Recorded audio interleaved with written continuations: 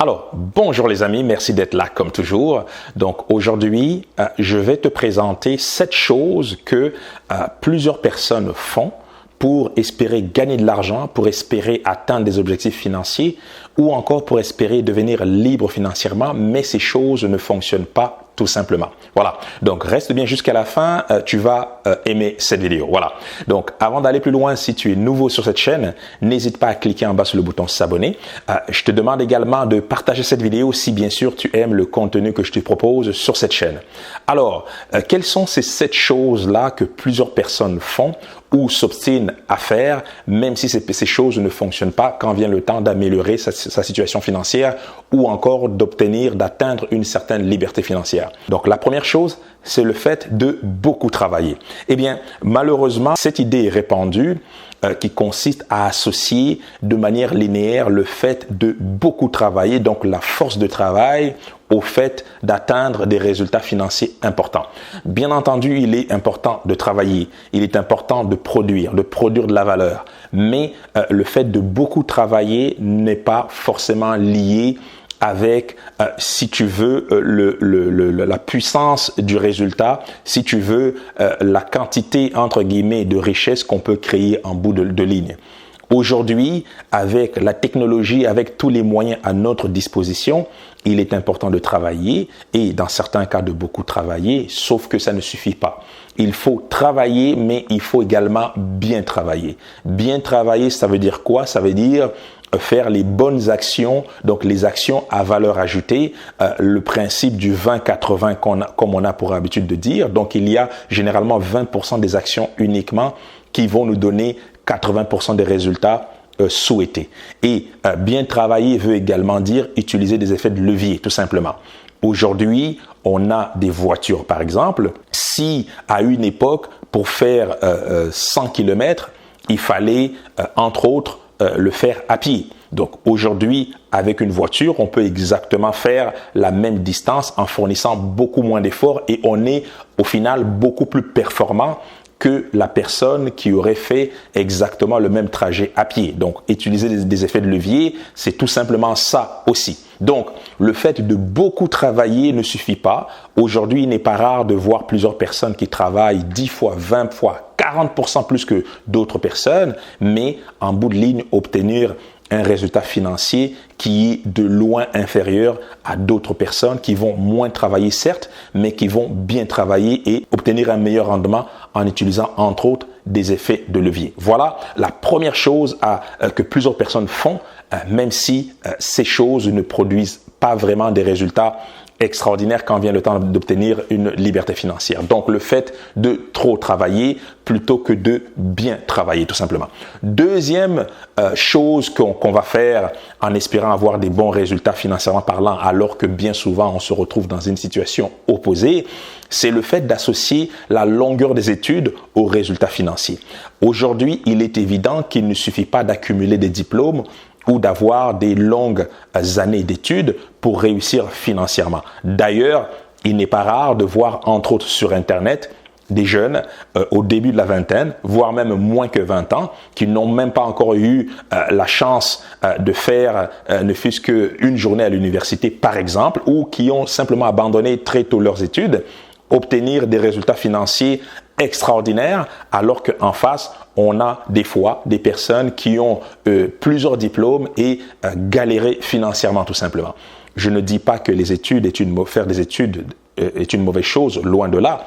Tout ce que je dis, c'est qu'aujourd'hui en 2020, longues études, beaucoup de diplômes n'est pas forcément synonyme de réussite financière tout simplement. Voilà. Donc, troisième chose que les gens font régulièrement en espérant gagner beaucoup d'argent au final ou en espérant obtenir des résultats financiers importants et c'est le contraire finalement qui arrive, c'est le fait de suivre la pensée populaire. Et quand je parle de pensée populaire, je parle entre autres ces idées reçues.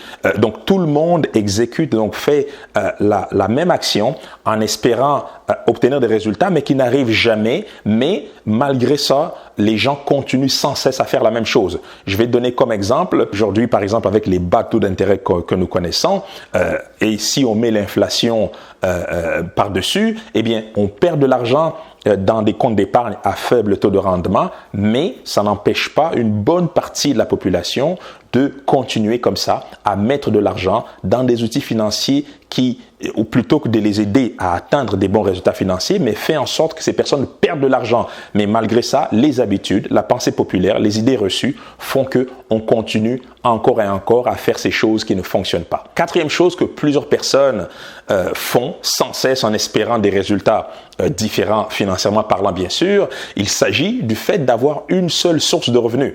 Et bien entendu, quand on veut atteindre un certain succès financier, quand on veut reprendre les contrôles de son argent, une seule source de revenus ne suffit pas. Et bien souvent, pour la majorité, une seule source de revenus veut dire un salaire. Et aujourd'hui, par exemple, avec une situation économique difficile où plusieurs personnes ont perdu leur travail, donc ont perdu la seule source de revenus en jeu, eh bien, il devient très difficile d'avoir une santé financière intéressante parce que une seule source de revenus veut dire que quand on perd cette source ou bien quand cette source diminue, tout simplement quand le flux d'argent, le cash flow qui découlait de cette source diminue ou disparaît, eh bien, on se retrouve dans des beaux draps, on se retrouve dans une situation extrêmement difficile. Voilà. Donc, cinquième chose qu'on va faire sans cesse, sans arrêt, en espérant avoir beaucoup d'argent et alors qu'il faut jamais faire ces choses-là, il s'agit simplement du fait de compter sur la réussite financière d'une autre personne pour que nous puissions finalement profiter de cette réussite, de cette vie ou avoir finalement des retombées, je dirais, avoir une santé financière, non pas parce que nous produisons des richesses, non pas parce que nous produisons de la valeur, mais parce qu'une autre personne, soit un proche, soit un ami, soit un membre de la famille, etc., etc. C'est quelque chose qui ne fonctionne pas. Pourquoi? Parce que premièrement, cette personne qui a fourni de l'effort, qui a travaillé, qui a fait des sacrifices pour gagner effectivement un certain montant d'argent ou pour se construire un certain patrimoine financier, n'a pas fourni tous ses efforts pour le dilapider avec des personnes qui sont incapables de créer la valeur et en plus ne veulent que consommer de l'argent que d'autres personnes ont gagné à force de sacrifices, de travail, d'abnégation, etc., etc. Ça, c'est d'un côté. Et de l'autre côté, si tu ne penses qu'à profiter, par exemple, ou une personne qui ne pense qu'à bénéficier de la réussite d'autres personnes, eh bien, toi-même, ça veut dire que toi-même, tu es incapable de mettre en place des mécanismes, des processus pour gagner cet argent-là. Donc, tu deviens une personne dépendante tout simplement des autres. Et ça veut dire que si la personne qui est face à toi, qui gagne de l'argent et qui t'en donne de temps en temps, le jour où cette personne fera preuve de moins de générosité, eh bien, tu es dans des beaux draps. Le jour où cette personne décidera de ne plus rien te donner, ou bien le jour où cette personne tout simplement n'aura plus les moyens de te donner quoi que ce soit, eh bien, tu es dans des beaux draps parce que tu n'es pas une personne autonome, tu n'es pas capable de gagner par toi-même et tu n'utilises pas non plus les compétences ou les capacités que tu as certainement pour créer de la valeur pour toi-même et générer un certain revenu pour toi-même et pour tes proches et par la même occasion de développer ton patrimoine financier. Tu dois être de ceux qui créent de la valeur, quitte à en donner aux autres et non pas être de ceux qui n'attendent que pour que d'autres personnes puissent t'enrichir, puissent te donner quelque chose et tu deviens un peu comme un enfant finalement qui attend sans cesse après ses parents pour qu'on puisse finalement te nourrir comme un enfant alors que tu es un adulte, tu es capable de créer la valeur par toi-même et si tu t'en donnais les moyens tout simplement. Voilà. Cinquième chose que les gens font sans cesse en espérant gagner de l'argent, en espérant gagner beaucoup d'argent et atteindre une liberté financière alors que cette chose ne marche pas, c'est le fait de jouer à la loterie.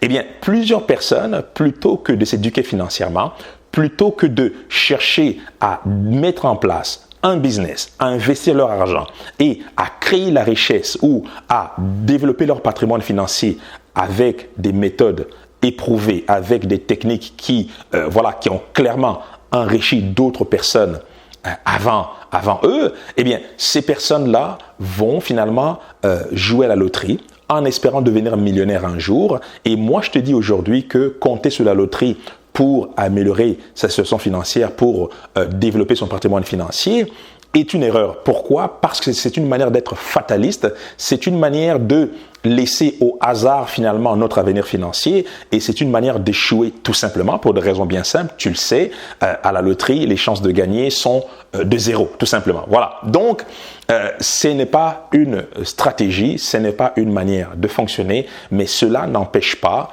de voir chaque jour des centaines de milliers, voire de millions de personnes à travers la planète mettre le maigre salaire ou le peu d'argent ou le peu d'épargne qu'elles ont entre les mains et de voir ces personnes-là tout mettre dans la loterie et espérer gagner un jour alors que ces personnes pourraient éventuellement lancer un business, démarrer quelque chose qui à terme donnerait beaucoup plus de chances finalement d'atteindre des objectifs financiers importants comparativement à la loterie, tout simplement. Voilà. Donc, dernier point important, 7e chose que les gens ont tendance à faire encore et encore, ou en tout cas, ce 7e point est un peu plus délicat parce que ce 7e point peut prendre différentes formes. Heureusement, ce 7e point n'est pas, je dirais, généralisé à travers la population. C'est le fait de voler ou encore de faire finalement, de contourner un peu les règles, de faire des choses malhonnêtes en espérant gagner de l'argent ou en espérant s'enrichir.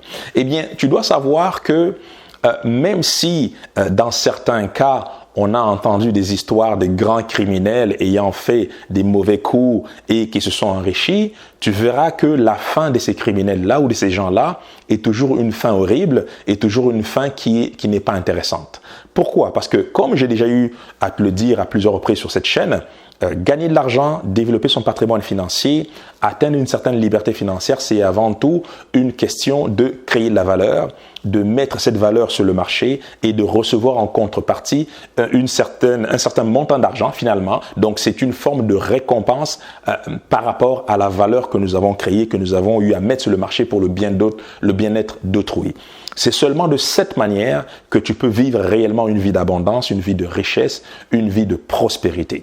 Se mettre à voler, à faire des actes répréhensibles par la loi pour espérer s'enrichir, généralement, c'est une histoire de courte durée et généralement, on ne profite pas vraiment d'une forme d'abondance de manière paisible, tout simplement. Donc, pour moi, c'est quelque chose qui ne fonctionne tout simplement pas. Voilà. Donc, je finirai cette vidéo en te disant simplement, et tu l'as compris, c'est mon message depuis toujours sur cette chaîne, s'enrichir, obtenir des résultats financiers importants, atteindre sa liberté financière tout simplement, n'est pas un processus égoïste. C'est avant tout une création de valeur, soit par un business, soit en mettant sur le marché des compétences, des capacités, soit en aidant d'autres personnes à régler leurs problèmes, donc en mettant en place des solutions concrètes, réelles et facilement applicables, et en contrepartie en recevant un montant d'argent comme récompense, comme notre rémunération finalement pour récompenser les efforts donnés, le temps mis pour mettre en place justement ces solutions et les sacrifices des fois qu'on a à mettre dans le cadre de certains investisseurs ou voire des entrepreneurs. Eh bien, l'argent qu'on reçoit en retour d'un client ou d'un gain financier est généralement une récompense par rapport à une valeur que nous avons eu à mettre au préalable au service de l'autre, tout simplement. C'est seulement de cette manière-là que tu vas atteindre une réelle forme d'abondance et une liberté financière à terme et de manière paisible, de manière efficace, tout en profitant effectivement des bienfaits que la vie nous propose à tous et à chacun, tout simplement. Voilà pour aujourd'hui. J'espère que tu as aimé cette vidéo. Si c'est le cas, je t'invite à liker cette vidéo et à partager massivement. Moi, je te dis à très bientôt pour une nouvelle vidéo. Santé, amour, bonheur et prospérité. À très bientôt. Ciao.